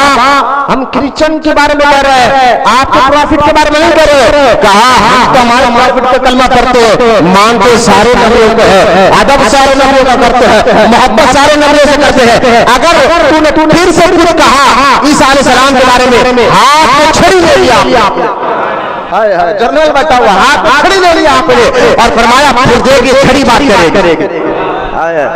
محدث کبیر کہتے ہیں میں تو سمجھا ہم یہ لوگ پورے مل کے ہم پر برس پڑیں گے، ہمیں ڈھکیل دیں گے، ٹرین رکنے کا انتظار ہے، ہمیں دھکے مار کر نکال دیا جائے گا، لیکن غار مفتی اعظم کی کرامت، استقامت، شجاعت، طاقت کہ آپ شریعت سے محبت، دین سے محبت، نیکیوں سے محبت، قرآن سے محبت، حدیث سے محبت، پھر اس کا اثر ایسا اثر ہوا کہ سارے ملٹری والے بلے آ گئے۔ ادب میں آ گئے اور آپ کلام میں کہتے ہیں لا حول ولا قوت الا باللہ العظیم، خبیث کی اولاد ہے، خبیث کا بچہ ہے، کس طرح عیسیٰ علیہ السلام یہ سن رہا ہے ملٹری کا آپ جلال میں پیر ہے، خبیث کا بچہ کس طرح جو ہے عیسیٰ علیہ السلام کے بارے میں بول سکتا ہے؟ اب بول کر بتاتا ہوں کہ میں تجھے کیا ہوں، لہذا چہرہ سرخ ہو گیا ہے اور وہ حضرت سے سن رہا ہے۔ آپ کا ڈانٹنا ان کو بادب بنا دیا، آپ کا ڈانٹنا ان کو بادب بنا دیا، یہاں تک انہوں نے کہا بابا یہ بوگی خالی کر دی، اپنے شیر کو یہاں بٹھا دو، ہم بازو بوگی میں چلے جائیں گے اور بازو کے کم ہو گئے، نماز کا ٹائم ہوا تو آپ نے بہت سے میری کہہ رہے کہ ایک پیٹی تو لے لو، پیٹی لے لو تاکہ اس پر آپ نماز پڑھیں، پیٹی لی گئی، فوراً ملٹری کے فوجی نے پیٹی لا کر رکھی، اپنی پیٹی خود لا کر کچھ دیر پہلے تک لمبے پیرا کر کھٹکھٹاتا رہے تھے، اہل پر لگ رہے تھے، اب ادب میں آ گئے۔ آپ کا اٹھنا نیکی کا اثر ہوتا ہے، روحانیت کا اثر ہوتا ہے، آپ نے فوراً جا کر جو ہے پیٹی رکھی اور اپنی کمل اس ملٹری والے نے بتایا یہ ناپاک کمل ہٹا، آپ نے جلال بھی کم نہیں ہوا، ناپاک کمل ہٹا اور اس پر بیٹھ کر نماز پڑھنے لگے، اور جب آگے ٹرین رکی تو وہ پورے ملٹری والے نے آ کر کہا کہ آپ کے شیخ اب یہاں سے اترے گے نہیں جب تک آپ کی منزل نہ آئے، ہم آپ کے خادمے کی طرح خدمت کریں گے۔ بہت سے کبھی کہتے ہیں جن کو مفتی اعظم نے اتنا بیان ڈانٹا تھا، ان کی ڈانٹ ان کے دلوں پر اتنا اثر کر دیا اور اتنا اثر ان کو ہوا وہ راستے تمام خادموں کی طرح خدمت کرتے رہے، اور جب منزل پر پہنچے تو وہ سامان کو ہاتھ ڈال نہیں دیا، خود اٹھا کر سامان باہر لا کر کہتے بابا دعا کرنا ہمارے لیے، بولنا سبحان اللہ۔ یہ استقامت، یہ اطاعت رسول کا اثر، اللہ رسول کی اطاعت اور روحانیت میں ایسا اثر آ جاتا ہے، اللہ رسول کی محبت میں، نیکی میں بندہ جب مضبوط ہوتا ہے، کبھی بول کر دیکھیں آج کے دور میں بول کے دیکھیں آپ حال کیا کر دیں گے۔ لہٰذا یہ مفتی اعظم مصطفیٰ رضا خان رحمۃ اللہ تعالی علیہ یہاں نے بنا دو اللہ مطلب نے کیا فرما ولی عارف اللہ ہوتا ہے، ولی ہر حال میں اللہ رسول کی اطاعت کرتا ہے، کبیرہ گناہوں سے بھی وہ بچتا ہے، کبیرہ گناہ چھوٹے گناہ سے بھی آپ بچتا ہے۔ پوری زندگی مفتی اعظم کی رحمۃ اللہ تعالی علیہ کسی نے آپ کو ایسا کام کرتے نہیں دیکھا جس کام سے اللہ اس کا رسول ناراض ہوتا۔ یہ آپ کو اللہ نے محبوبیت کا مقام عطا فرمایا، محفوظ رکھا رہا۔ چوتھی صفت کہ وہ کام ولی نہیں کرتا جس کام میں نہ ثواب نہ گناہ، تو مفتی اعظم ایسا کام نہیں کرتے جس میں، جیسا کہ آپ کے ایک مسئلہ ہے کہ اگر آپ مسجد میں بیٹھے کر اعتکاف کی نیت باندھ کر کچھ اللہ کا ذکر کر تو کچھ کھائے پیے تو جائز ہے، مسجد میں بیٹھ کر اعتکاف کی نیت باندھ کر اور کچھ اللہ کا ذکر کر کیونکہ مسجد میں ڈائریکٹ بیٹھ کر کچھ کھانا پینا حرام ہے، مسافر کے لیے جائز ہے وہ بھی اعتکاف کی نیت باندھے گا، مقامی بھی اعتکاف کی نیت باندھے گا، اعتکاف کی نیت باندھ کر پھر وہ کچھ درود پاک پڑھ لے ایک مرتبہ، اس کے بعد کچھ ذکر کر لے، اس کے بعد کچھ کھا پی سکتا ہے، یہ جائز ہے۔ لہذا لیکن بہتر یہ ہے کہ مسجد کے باہر کھائے، بہتر یہ ہے مسجد کے باہر کھائے۔ تو حضور مفتی اعظم رحمۃ اللہ تعالی علیہ اور محدث اعظم خچوچوی رحمۃ اللہ علیہ، ہاشمی میاں کے والد محترم، یہ دونوں جو ہے ایک مسجد میں بیٹھے، مسجد کی انتظامیہ نے چائے پیش کی تو محدث اعظم خچوچوی چائے پینے لگے اور مفتی اعظم چائے پینے کر باہر آ گئے اور باہر بیٹھ کر چائے پینے لگے۔ تو یہ لوگوں نے کہا یہ کیا ہے؟ تو یہ محدث خچوچوی کہنے لگے یہ جو میں بیٹھ کر چائے پی رہا ہوں انہی کا فتویٰ ہے، یہ انہی کا فتویٰ ہے، اور یہ جو باہر جا کر یہ چائے پی رہے ہیں ان کا تقویٰ ہے۔ بھائی یہ میں آج باتیں آپ کو بتا رہا، اعلیٰ شہزادے مفتی اعظم نے دنیا کے خاص اور ہندوستان کے چپے چپے کا آپ نے دورہ کیا ہے۔ حرام کام تو دور کی بات ہے، جب آپ کے دور میں پاسپورٹ پر فوٹو لگانا لازم ہو گیا تھا آپ ہی کے دور میں، تو آپ نے کہا کہ میں حج کروں گا لیکن بغیر فوٹو کے، میں وہ کام نہیں کروں گا جسے اللہ رسول ناراض ہوتا۔ لوگوں نے بہت منع کر نہیں، آخرکار حکومت کو ماننا پڑا اور آپ کی پرانی مان کی پاسپورٹ بغیر فوٹو کے جاری کیا گیا۔ یعنی ولی حرام کام سے بچتا ہے، ناجائز گناہ کام کرتا نہیں ہے. یہ حضور مفتی اعظم ہند رحمۃ اللہ تعالی علیہ، آپ استقامت کے جلوے، آپ کو دیکھ کر کلمہ پڑھنے کے واقعات، آپ کو دیکھ کر جو ہے نیکی کے واقعات بہت زیادہ ہے. آئیے میں ایک عجیب سا واقعہ میں آپ کو سناتا ہوں. حضور مفتی اعظم ہند رحمۃ اللہ جے پور گئے ہوئے، اجمیر شریف سے آگے جے پور، وہاں پروگرام ختم ہوا جے پور میں، تو وہاں ایک شخص نے آ کر کہا، علاقے کا بڑا شریف آدمی، امیر آدمی تھا، حضور عشاء میں ہمارے پاس آئیے. حضور مفتی اعظم ہند مظہر غوث اعظم بھی ہے. کیا ہے؟ مظہر غوث اعظم. جیسے کہ غوث پاک رضی اللہ تعالیٰ عنہ ایک دن میں 70 مریدوں کے گھر روزہ کھولنے چلے گئے تھے، اور تھے اپنے مدرسے میں 70 مریدوں کو بھی نظر آئے، اپنے مدرسے میں تھے. تو حضور مفتی اعظم مظہر غوث اعظم بن چکے تھے. وہ کیسے؟ اب آپ دیکھیں کہ ایک شخص نے آگے دعوت دی، آپ نے کہا دعوت قبول ہے. اتنی میں غریب آدمی پڑوس کا کہنا، حضور شام میں میرے وہاں سے، آپ نے کہا دعوت قبول ہے. چلے گئے. مرید نے کہا حضور ایک رات میں 2 وقت کیسے جائیں گے آپ؟ فلاں کو کہہ دیا اور اس کو بھی کہہ دیا آنے کے، اس کو بھی وعدہ کر دیا، اس کو بھی وعدہ کر دیا. تو آپ مفتی اعظم نے فرمایا تم نے میرے کو یاد دلا کر میرے عمل میں اضافہ کر دیا. ٹھیک ہے خاموش رہو. صبح ہوئی تو وہ جو غریب آدمی تھا نا، وہ دوڑتا ہوا آیا، پبلک کو ہٹا کر قریب آیا. قریب آ کر کہا حضور آپ کی دعا سے میرا بیٹا بھی آ گیا.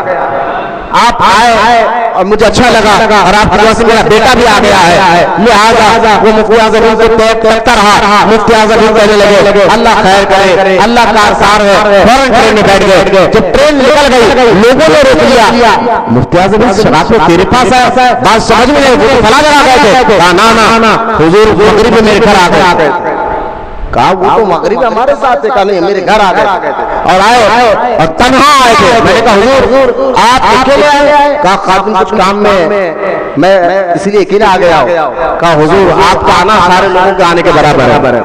اندر ہے، مغرب پڑی، عشاء پڑا، کھانا کھایا، آدھی رات تک بات خاندان والوں کو تعویذات بانٹتے رہے. آخر کار وہ گھر کا جو مالک تھے غریب وہ خاموش ٹھہرے. مفتی اعظم نے آدھی رات میں بات کہا کہ تم اپنے بیٹے کے لیے تعویذ نہیں. اصل میں صاحب بیٹا گم ہو گیا تھا، گم کر 15 سال ہو چکے تھے. کتنے سال ہو چکے؟ 15 سال ہو چکے تھے. لہذا مفتی اعظم کہتے ہیں سارا خاندان والے، ایک تو یہ کرامت وہ تو وہاں پر بھی تھے اور یہاں بھی نظر آ رہے. دوسرا مفتی اعظم کہتے ہیں کہ اپنے بیٹے کے لیے تعویذ نہیں لی مجھ سے. کہا حضور آپ سب جانتے ہیں، میرا یقین مضبوط ہے، بس آپ جانتے ہیں میں کیا آپ سے تعویذ مانگوں کہ میرا بیٹا اتنے سال ہو گیا جا کر. کہا ٹھیک ہے اللہ کا احسان ہے. اتنا کہا اور صبح فجر کے بعد کہا حضور میں ناشتہ لانے جاتا ہوں. کہا نہیں مجھے ناشتے کی ضرورت، مجھے فوراً جانا ہے. وہ شخص کہتے میرا پیر کسی نے پکڑ لیا زمین پہ، اس طرح میں کھڑا رہ گیا. اب وہ مفتی اعظم ہمارے گھر سے نکلے، ابھی نکلے کچھ دیر نہیں گیا میرا بیٹا میرے گھر آ گیا. 15 سال سے لاپتہ تھا. لوگوں نے پوچھا تم نے پوچھا تو بچے کہاں گیا تھا؟ میں نے پوچھا میرے بیٹے سے کہاں چلا گیا تھا؟ تو بیٹا کہتا ابو لوگ جے پور سے اجمیر شریف جا رہے تھے تو میرا بھی دل چاہا کہ میں بھی اجمیر شریف جاؤں. ٹرین میں بیٹھ کر اجمیر شریف چلا گیا. جب اجمیر شریف پہنچا تو کوئی مجھے پہچانتا نہیں تھا، کہاں رہوں کہاں بیٹھوں، اسی کشمکش میں تھا. اچانک بزرگ آئے اور آ کر کہا کہ یہ پیسے لو، فوراً واپس گھر کو جاؤ. تم اگر نہیں جاؤ گے فرسٹ آؤ گے، پریشان ہو جاؤ گے. تو میں نے کہا میرے پاس تو پیسے ہیں نہیں. بزرگ کا جیب میں ہاتھ ڈال اور آگے نکل کے پبلک میں گم ہو گئے. جب میں نے جیب میں ہاتھ ڈالا تو 10 کے 2 نوٹ 50 روپے میرے جیب میں تھے. وہ اس پیسے کو دیکھ کر خوشی رہ رہا تھا. مجھے ایک قلندر مل گیا، وہ قلندر کہا چل میرے ساتھ. اس نے مجھے پکڑا اور پکڑ کر وہ دنیا انڈیا کے بہت سے شہروں میں پھیلا، کبھی دلی لے جاتا، کبھی کریا لے جاتا. اس طرح لے جا کر میں بنگال میں تھا. کہاں تھا؟ بنگال میں تھا. لہٰذا میں بنگال میں تھا، وہاں میں تھا. اور اس طرح 15 سال ہو گئے. ابھی اجمیر شریف سے پھر رہے تھے. 15 سال ہو گئے. بنگال میں تھا، وہاں بیٹھا تھا. اس قلندر کے ساتھ بیٹھا ہوا تھا. اچانک اس کے کمرے میں بزرگ جلوہ فرما ہوا اور آ کر فرمایا اس بچے کو لے کر پھر رہا ہے. اس کے ماں باپ کا رو کے برا حال ہے، بھیجتا کیوں نہیں؟ وہ قلندر کہنے لگا حضور اس سے بڑی محبت ہو گئی ہے، اب میں اس کو جدا نہیں کر سکتا. کہا تیری محبت تیرے پاس رکھ، اس کے ماں باپ کا رو رو کے برا حال ہے. کہا حضور مجھے جدا کرنا میری ہمت نہیں ہے. تو وہ بیٹا کہتا ہے کہ میں نے دیکھا کہ حضور جلال نے قلندر کو دیکھا اور ایسے آپ کو پھاڑ کر دیکھا. وہ قلندر کہنے لگا ہائے میری آنکھ، ہائے میری آنکھ، آنکھ جل رہی ہے. حضور مت دیکھیے، حضور مت دیکھیے، آنکھ جل رہی ہے، لہذا آنکھ جل رہی ہے اس نے کہا. اور حضور نے کہا بیٹے آنکھ بند کر، جب میں کھولوں گا تب کھولنا. میں بزرگ کے کہنے پر آنکھ بند کیا، کچھ لمحے لگا آنکھ کھول کر کے سامنے موجود بتایا. سبحان اللہ. آپ نے کہا خیر یہ میرے پیر کا کمال ہے. میں سمجھ گیا یہ کمال کس کا ہے. میں کہنا کر یہ واقعہ سنو جن کا بیٹا ایسا ہو، جن کی روحانیت ایسے ہو، ان کا مقام مرتبہ کیسا ہوگا. لہذا اس لیے اتارتے ہیں کہ حضور آپ کے دعا سے اللہ کی فضل سے میرا بیٹا گھر آ گیا. آپ نے فرمایا اللہ کا احساس. یہی عالم دین قاری امان حضور کہتے ہیں کہ عرس رضوی کا عالم عرس تھا اور چھت پر خل کی محفل ہوتی تھی. جب خل کی محفل ختم ہوتی نیچے آیا تھا مفتی اعظم کو 1.5 گھنٹہ لگتا، لوگ کا ہجوم اتنا ہوتا. ایک مرتبہ خل کی محفل میں زینت کی ایک آدمی آتے ایک چھوٹی سیڑھی ہے نیچے اترنے کا. تو مفتی اعظم کے انتظار میں جو علماء کھڑے تھے عالم دین، انہوں کہتے ہیں کہ میں نے دیکھا کہ جو خل ہونے کے بعد 1 سے 1.5 گھنٹہ لگتا تھا، اچانک 10 سے 15 منٹ میں مفتی اعظم نیچے آئے اور اپنے حجرے میں چلے گئے. اب یہ دوڑتے مفتی اعظم کے پیچھے کرے. وہ کہتے میں ہاتھ بن کر حضور کے باہر کھڑا تھا. ایک شخص کہنے لگا حضور کہاں ہے؟ کہا حضور کمرے میں گئے. حضور کمرے میں گئے؟ ایسا تو نہیں ہوتا، کبھی بھی کھل ہونے کے بعد 1.5 گھنٹہ لگتا ہے، اس کے بعد نیچے آتے. کہنے پتا نہیں کچھ اہم کام ہوگا، کمرے میں گئے. اب یہ کمرے میں ٹھہرے باہر. وہ شخص کہتا ہے کہ میں کھڑا تھا باہر، عالم دین میں کھڑا تھا باہر. اچانک وہ شخص گیا، دیکھا کہ حضور مفتی اعظم چھت پر جلوہ فرما لوگوں سے ہاتھ ملا رہے ہیں. اب وہ شخص گھور کر دیکھ رہا ہے. میں نے کہا میں کیا دیکھتا دیکھ، لیکن میں حیران ہوں یہ جلوہ کیا ہے اور یہ راز کیا ہے. کبھی وہاں نظر آتے ہیں، کبھی یہاں نظر آ جاتے ہیں. مظہر غوث اعظم، ہم شبیہ غوث اعظم. بھائی اگر پیر اپنے مرید کو رنگ دے اپنے جیسا، یہ اولاد ہو یا اپنا غلام ہو، اس میں کوئی عیب کی بات نہیں ہے. لہذا اس طرح بلکہ آپ فنا فن کے اس مقام پر تھے، اولیاء اللہ میں آپ اخیار کے مقام پہ تھے. اخیار اس کو کہتے ہیں جن کو معلوم ہوتا ہے دنیا میں کہ اللہ ان کے ساتھ بھلائی کا ارادہ کر چکا ہے. بھائی دنیا میں کس کے ساتھ کیا معاملہ ہوگا آخرت میں، دنیا میں کوئی مسلمان نہیں جان سکتا سوائے انبیاء کے علیہ السلام. اور انبیاء نے جس کو جنت کی بشارت دی، ان کے علاوہ کوئی نہیں جان سکتا کہ آپ کے ساتھ آخرت میں کیا معاملہ ہوگا. آپ جنت میں جائیں گے، کیا اللہ نے آپ کے لیے ارادہ کیا رکھا ہوگا. لیکن اولیاء اللہ میں اخیار ایسے ہوتے ہیں جو دنیا میں ہی جانتے ہیں کہ اللہ نے ہمارے ساتھ بھلائی کا ارادہ کر دیا. بولے وہ کیسا؟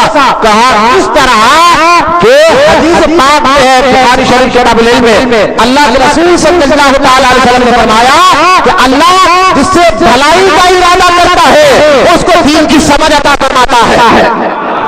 حضور مصطفیٰ رضا خان رحمۃ اللہ تعالی علیہ اپنے دور مبارک میں اس طرح اللہ پاک نے آپ کو علم عطا فرمایا تھا. پھر ہندوستان بھر میں آپ کے جیسے کوئی مفتی نظر نہیں آتا فقہ کا. آپ اگر چلتی پھرتی سنت اور مستحب کی تصویر دیکھنا چاہتے تھے، علماء کہتے ہیں کہ ہم مفتی اعظم ہند کو دیکھ لیا کرتے تھے.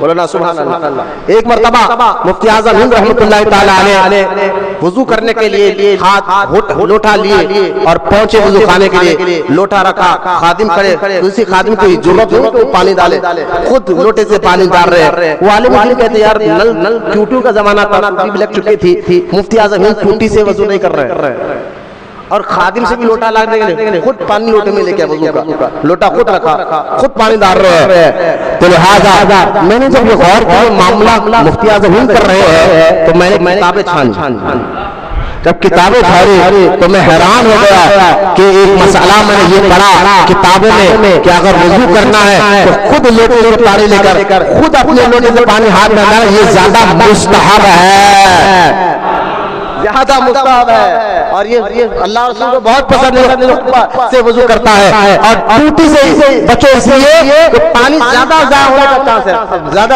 اسراف کرنا یہ آپ کو گوارا نہیں ہوتا تھا، لہذا میں حضور صلی اللہ علیہ وسلم کی سنت کے مطابق چل پھرتے اگر تصویر سے ادا کرتے تھے، لوگ کی اداؤں کو سمجھتے تھے، حضور چلتے کیسا ہے، بیٹھتے کیسا ہے، کھاتے کیسا ہے، بات کیسے کرتے ہیں، لہذا ہر وہ ادا جو مفتی اعظم ہند کرتے تھے قرآن حدیث اور سنت کے مطابق عمل ہوا کرتا تھا۔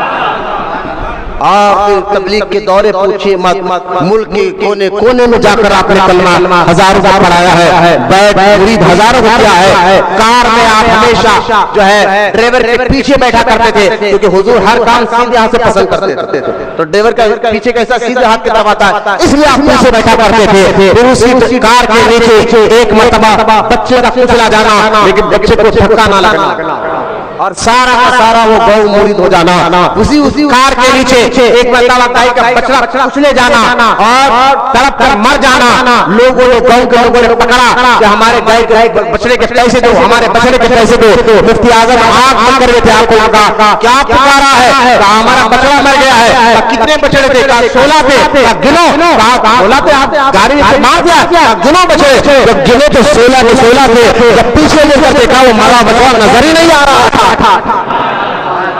یہ آپ کے معاملات ذکر الہی میں اپنے ایک مقام آتا ہے، یہ بھی بزرگوں میں بہت کم، ایک تو اخیار میں کیا آپ جانتے ہیں بھائی، جس کے ساتھ اللہ بھلائی کا ارادہ کر لے ان کو دین کی سمجھ دیتا، جہاں بڑے بڑے مسئلے حل نہیں ہوتے تھے مفتی اعظم ہند ایک نور مسئلے کا حل نکال دیا، آپ کو دین کی سمجھ ایسی زبردست تھی، اور آپ کے جسم و بار یہ بھی دیکھا گیا بمبئی کا وہ مشہور واقعہ کہ ہاتھ حجرے میں آپ کے جسم کا ٹکڑا الگ الگ ہو کر اللہ کی ذکر میں لگا ہوا تھا، پیر الگ، ہاتھ الگ، سر مبارک الگ، قاضی نے سمجھا کہ حضور مفتی اعظم کا کسی نے قتل کر دیا ہے، آخری بات سنا کر میں بات ختم کر رہا ہوں، حضور مصطفیٰ رضا خان رحمۃ اللہ تعالی علیہ اعلی حضرت چھوٹے شہزادے جن سے ہزاروں نہیں لاکھوں نہیں کروڑوں لوگوں کے دلوں میں ایمان کی روشنی چلی ہے، اور جو ہے آپ نے کرامات و استقامت دکھائی ہے اور پختگی کے ساتھ ایمان اور عقیدے پر عمل کر بتایا ہے کہ آپ ایک مرتبہ دلی محبوب الہی عرس میں چلے گئے، نظام الدین اولیاء کے عرس میں،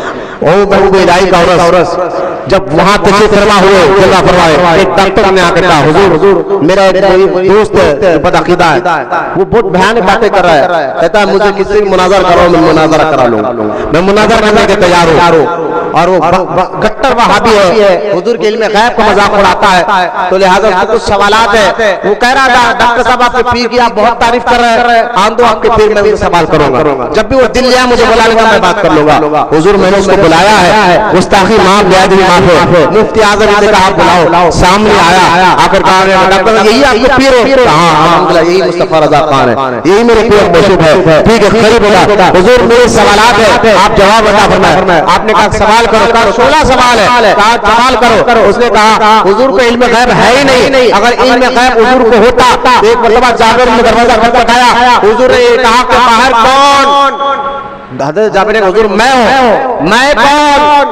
تو لہذا اگر حضور کو معلوم ہوتا تو حضور نام لے لیتے، لہذا یہ پتا چل رہا حدیث سے حضور کو غیب کا علم نہیں ہے، حضور ایک بار جوتے مبارک پہن رہے تھے، اچانک شیل نے آ کر جو ہے جوتے کو الٹا کیا، اس کے اندر سے سانپ نکلا، اگر حضور کو علم غیب ہوتا حضور کو پتا چلتا کہ میری جوتی کے اندر جو ہے سانپ ہے، لہذا حضور کو علم غیب نہیں ہے، اس طرح اس نے یہ وہ نہیں ہے، اس طرح 16 سوال کر لیے اور خاموش ہو گیا، مفتی اعظم نے فرمایا اور کوئی اس کو سوال کہا نہیں حضور یہی میرے سوال کا آپ جواب دے دیجئے، تو آپ نے فرمایا ٹھیک ہے پہلے میرے 3 سوال کا تو جواب دے گا، میرے 3 سوال کا تو جواب دے گا، کہا حضور یہی تو آپ بریلی علماء کی عادت ہے، سوال کرتے ہیں جواب دیتے ہیں، الٹا سوال آپ کر دیتے ہو، تو مفتی اعظم نے کہا یہ میرا سوال بھی ہے میرے جواب بھی ہے، یہ میرا سوال بھی ہے اور یہ کوئی جواب بھی ہے، کیا حضور بتائیے؟ فرمایا مفتی اعظم نے بتا شریعت میں دین میں اس مولانا کا حکم کیا ہے جو لوگوں سے پیسہ لے قرضے کے طور پر اور بغیر دینے کی نیت سے دوسرے شہر میں آ کر رہنے لگ جائے،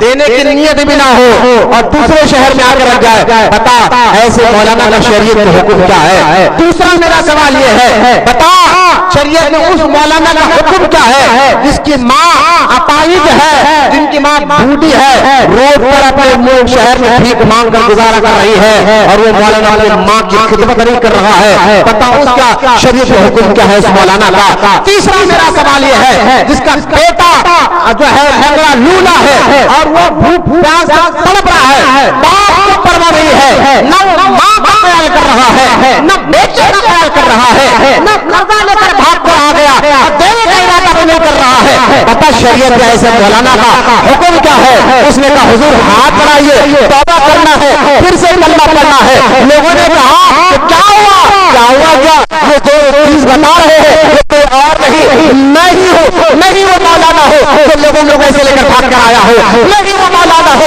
جن کی ماں پاہج ہے، نہیں وہ مولانا ہو جن کا بیٹا بھوک سے تڑپ رہا ہے، میں خیال نہیں کرتا ہوں لہٰذا جب بریلی کے مصطفیٰ میں یہ علم ہے تو مدینے کے مصطفیٰ کا مقام کیا ہوگا؟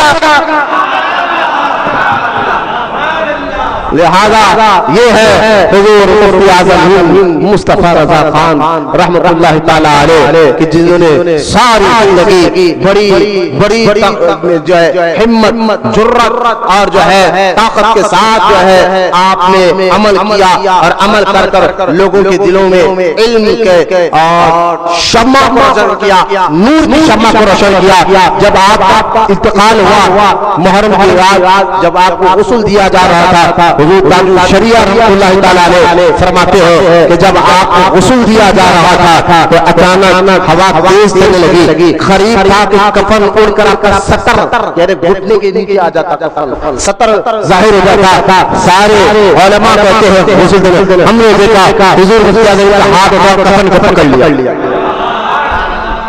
بولنا سبحان اللہ، ہائے ہائے محبت سے بولے سبحان اللہ۔ یہ مفتی اعظم ہند ہے میرے جو پردہ فرمانے کے بعد بھی شریعت کا اتنا لحاظ ہے، سطر کھلنے نہ دے اور کفن کھول رہا ہے تو کفن کو پکڑ کر لوگوں کو بتائے کہ لوگوں جب غلام مصطفیٰ کی زندگی کا عالم یہ مرنے کے بعد مصطفیٰ جانے رحمت کا عالم کیا ہوگا؟ دنیا سے جانے کے بعد بھی اپنی زندگی کا ثبوت دے کر لوگوں کے عقیدے کو مضبوط کر دیا اور بتا دیا غلام یہ عالم ہے تو آخر کا کیا ہوگا۔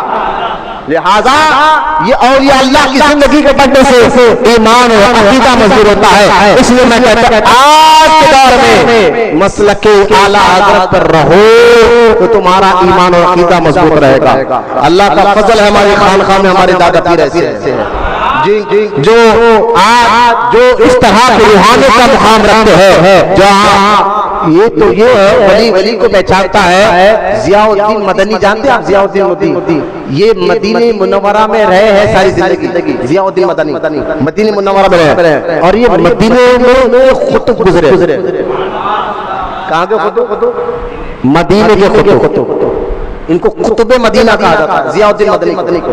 ان کے کئی کرامات مدینہ منورہ میں آج بھی ہے۔ ایک بار طوفان کی بارش مدینہ منورہ میں ہوئی اور یہ ضیاء الدین مدنی اس وقت جنگ احد میں امیر حمزہ رضی اللہ تعالیٰ کے روضہ مبارک کے سامنے 3 دن گزر گیا، پانی سے راستے خراب ہو گئے، راستے بند ہو گئے۔ 3 دن کے بعد حیران ہو گئے، حضور وہاں گئے ہوئے تھے۔ 3 دن کے بعد جا کر دیکھا صحیح سلامت امیر حمزہ رضی اللہ عنہ مزار کے مبارک کے سامنے آپ بیٹھے ہوئے ضیاء الدین مدنی۔ لوگوں نے کہا حضور 3 دن ہو گیا ہے کہ کیا حال ہوا آپ کا؟ کہا حضور کے چاچا نے میری جو ہے مہمان نوازی کی ہے اور 3 دن تک مجھے روزے مبارک کھلایا اور پلایا ہے۔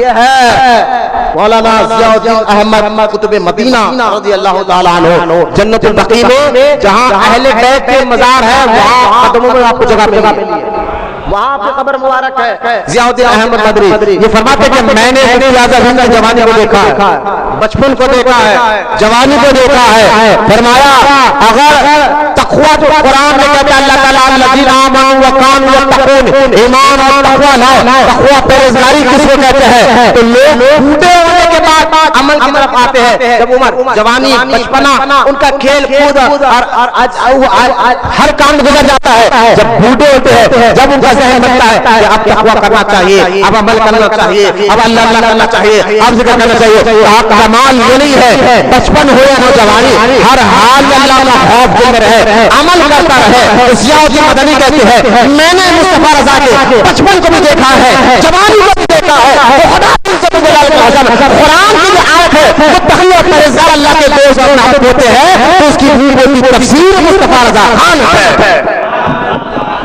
یہ کون کہہ رہا ہے؟ قطب مدینہ کہہ رہا ہے. بڑے بڑے کو پہچانتے ہیں. مفتی ضیاء الدین مدنی کہہ رہا ہے کہ تقویٰ کی چلتی پھرتی تفسیر مصطفیٰ رضا خان، تقویٰ پرہیزگاری کی چلتی پھرتی تفسیر مصطفیٰ رضا خان رحمۃ اللہ تعالیٰ علیہ تھے. جو آپ فرماتے ہیں جب یہی حج کے موقع پر مفتی اعظم ہند مدینہ پاک گئے تھے تو یہ مدینہ پاک کے باہر آ کر استقبال کیا تھا مفتی اعظم ہند کا. آپ خالق قدر مدینہ کے بارے میں کبھی پڑھے ضیاء الدین مدنی کے مدینہ پاک میں حالات میں انہوں نے پردہ فرمایا. میں سمجھتا ہوں 20-30 سال پہلے آپ پردہ فرمائے ہیں. ان کے کئی واقعات کرامات ہیں وہ مفتی اعظم ہند کا ایسا ادب کر بتا رہے ہیں. لاکھوں بس آپ کے مفتی اعظم ہند کی ظاہری زندگی میں 80 لاکھ کے قریب مریدین تھے.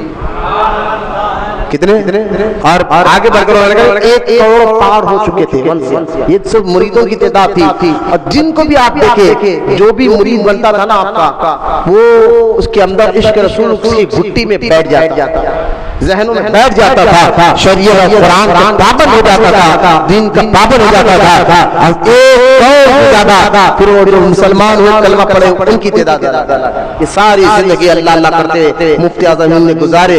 اور آپ کا مزار مبارک اعلیٰ حضرت کے پہلو میں، اعلیٰ حضرت کے باجب میں آج بھی آپ کا مزار مبارک بریلی شریفی میں جم کر رہا ہے. اللہ تعالیٰ ان کی مزار پر کروڑوں رحمت نازل فرمائے. اور ہمارا یہ سلسلہ انہیں سے جا کر ملتا ہے، اوپر جا کر ہمارا سلسلہ، ہمارے خانقاہ کا سلسلہ انہی سے جا کر ملتا ہے. یا اللہ مفتی اعظم ہند کے فیضان سے اس خانقاہ کے تمام مرید اور متقی کو دنیا میں بھی کامیابی عطا فرما، آخرت میں بھی کامیابی عطا فرما. ان کی مشکلوں کو آسان فرما، ان کی تکلیفوں کو دور فرما، ان کو نیکیوں کا جذبہ عطا فرما، گناہوں سے نفرت عطا فرما. اللہ تعالیٰ نے سچا عاشق رسول بنا.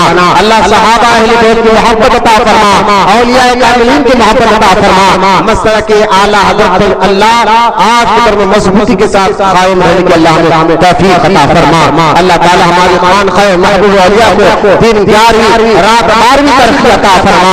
خانقاہ محبوب اولیاء جو تن من خدمت کر رہی ہے اللہ ان کی خدمت کو قبول فرما، ان کو بہتر اجر عطا فرما.